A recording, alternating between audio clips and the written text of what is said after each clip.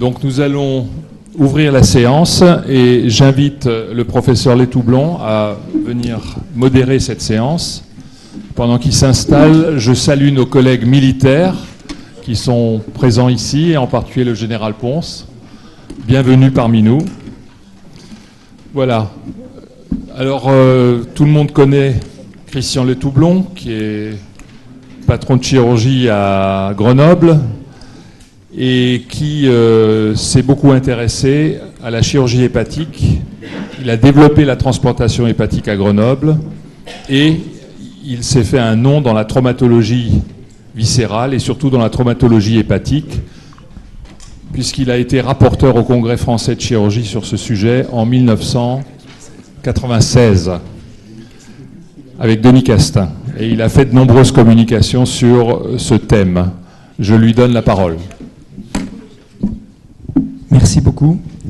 C'est un honneur pour moi et pour notre équipe, en tout cas, de présenter devant vous notre expérience d'un certain nombre de pathologies de l'urgence et, au fond, du développement de plusieurs concepts. Un premier concept qui est ce qu'on a appelé l'aparotomie écourtée, ou qu'on peut appeler aussi damage control, qui consiste à vraiment modifier l'attitude qui existait auparavant en traumatologie de tout traiter, de tout guérir en une fois.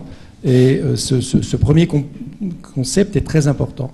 Et puis d'autres concepts d'une chirurgie plus conservatrice, moins brillante sur l'instant, mais malheureusement plus brillante, ou heureusement plus brillante sur les résultats, qui vont vous être exposés, qu'il s'agisse de la radiologie interventionnelle avec les embolisations, qu'il s'agisse du tamponnement périhépatique qui n'a rien de bien brillant mais beaucoup d'efficace, ou qu'il s'agisse donc de la laparotomie écourtée. Et je remercie beaucoup l'équipe qui, autour de François Ponce, viendra nous donner un éclairage sur les plaies en chirurgie de guerre et sur, malheureusement, l'expérience récente que l'armée française a eue.